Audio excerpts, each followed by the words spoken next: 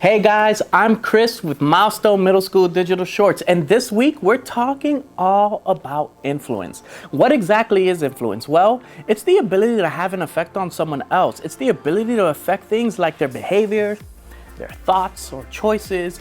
And when you have influence over someone, it means you have the potential to change something about who they are, what they think, or how they live their lives. Now, I don't know about you, but when I hear the word influence, the first thing that comes to my mind is like when one person yawns and everyone else yawns too.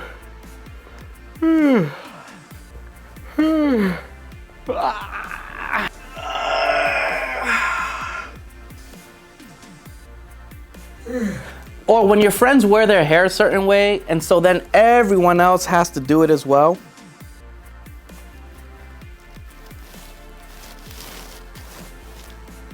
I don't know. Is that okay? Trending. New trend. Hashtag. I'm just kidding. But you know what? It's not always positive. In fact, sometimes it's just a long list of things my parents and teachers and coaches told me when I was your age. Like, don't hang out with that kid. He's a bad influence. Or, you can't watch that show because it's not a good influence on you. Your friends should be people who have a good influence on you. Or your little brother and sister are looking up to you. You influence them, so make good choices. Or you better be a good influence on the people around you. Does that sound familiar? Maybe I didn't sound like any of your parents, but maybe the adults in your life are telling you a few of the same things right now. Think about this for a second. When you hear the word influence, it can be easy to automatically put the word bad in front of it. I think that's because we're so much more familiar with the idea of bad influence than we are with, well, good. Maybe that's because the adults in your life are a lot like the ones in mine when I was in middle school. Your parents, teachers, coaches, mentors, or maybe even the adult you look up to are always talking to you about bad influence. They're telling you not to be bad, not to be the kind of friends or teammates or significant others who lead someone towards things that, well, aren't good for them. Don't encourage your friends to break rules or lie to your parents or cheat on that test. In other words, don't be a bad influence on the people in your life.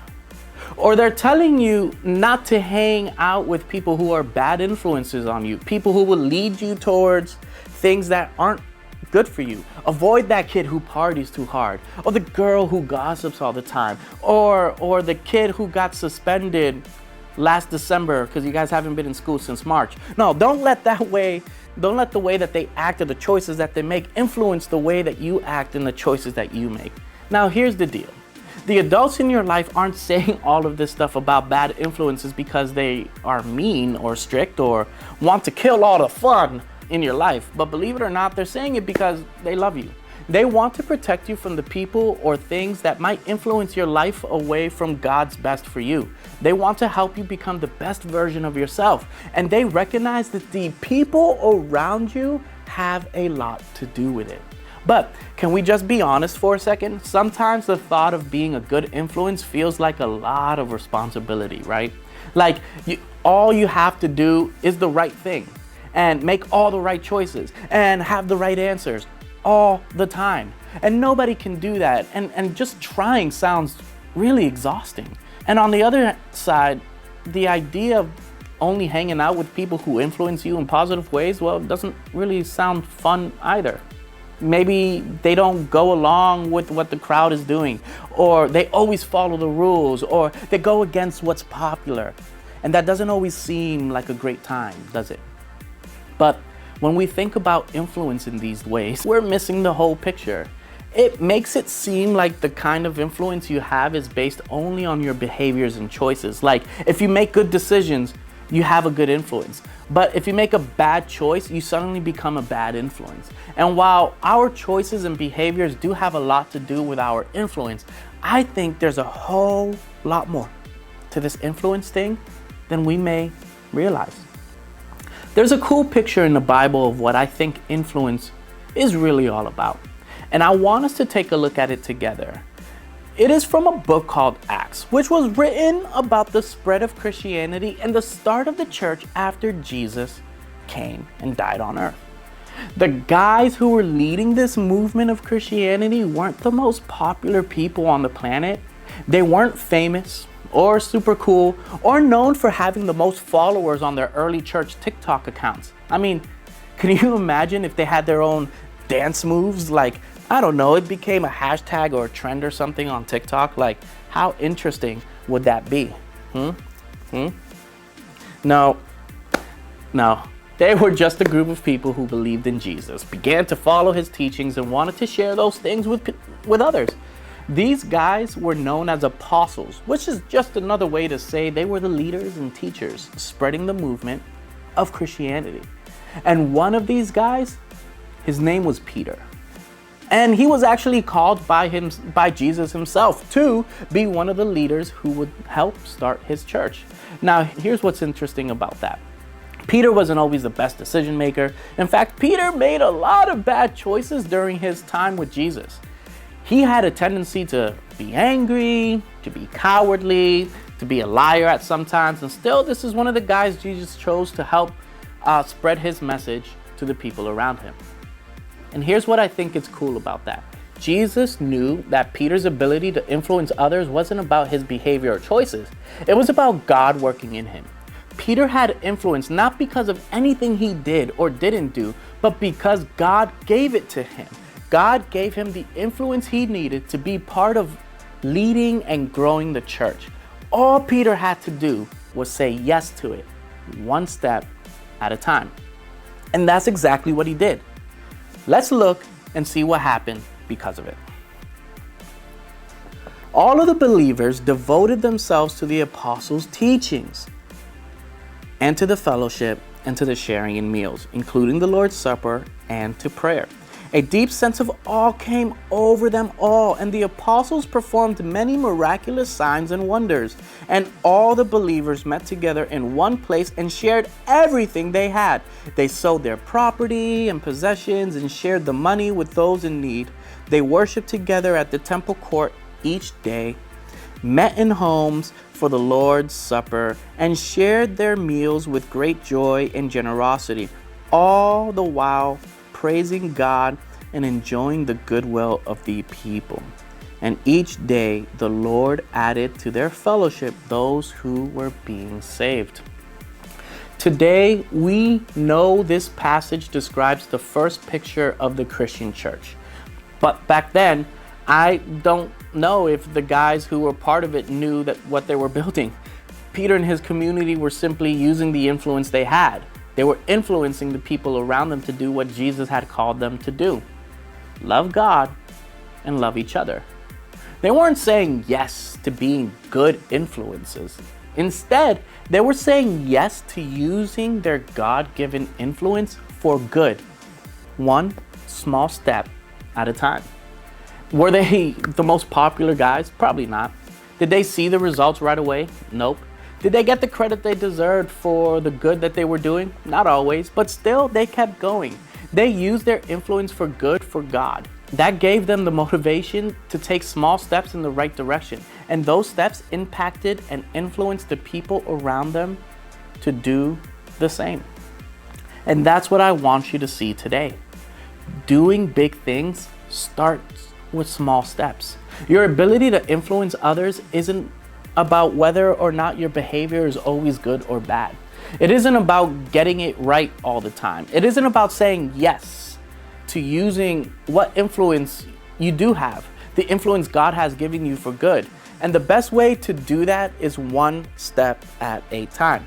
Peter and his pals who started the early church wanted to see those around them come to know and believe in Jesus. They didn't have all the influence in the world to make this happen quickly. In fact, they probably never imagined just how big their influence would be one day. But they kept going, one step at a time, to eventually see this movement of God spread.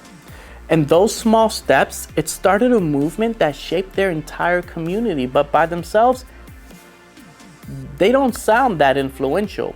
And here's what I mean. Step one, they devoted themselves to the apostles' teachings and to spending time with each other. Step two, they let God work through them and were amazed by all that God did. Step three, they found common ground. And step four, well, they gave to those who were in need, no matter the cost. Step five, they shared meals together at home and genuinely enjoyed each other's company. And in step six, they praised God together. And as a result, all of those things, well, God grew their church every day. You see, each one of these small steps inched this group closer and closer to having big influence. Each step may have seemed small and insignificant when it was taken, but it moved them in big ways towards big influence. And the same can be true for you. You can take small steps every day to inch you closer and closer towards using your influence for good. Because doing big things starts with small steps. Your ability to influence others, it doesn't start with just small steps in the right direction. The more steps you take towards being a positive influence, the more impact your influence will make for good over time. You know, that ability to influence someone else doesn't happen overnight. It doesn't come as a result of only making right decisions or having the best behavior all the time. And it definitely doesn't come from being the most popular person in the room. No, that influence, it comes from small steps every single day towards being the kind of person who can make a big impact. And the same can be true for you. I think you can become the kind of person who influences people for good. In fact, I think you have the potential to have big influence.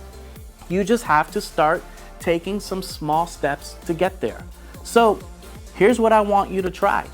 1, think about how and in what way you want to influence others. Do you want to be someone who influences others to serve, to be kind, to be generous, to be friendly, to help those in need? What it is that you want to influence people around you to do or to be. And 2, take one small step. Take one small step towards using your influence for good. If you want to become someone who influences others to serve, then take one small step to serve someone in your community. Maybe by mowing a neighbor's lawn or offering to babysit your siblings for free. If you want to be someone who influences others to be kind or friendly, take one small step to do the same. Maybe invite a new kid to hang out on Zoom this summer or shoot an encouraging text message to a friend this week. If you want to be someone who influences others to be generous or help those in need, then take a small step to being and doing those things yourself. Maybe donate your allowance this month to charity or give away some of your clothes to a family in need. And remember, doing big things starts with small steps.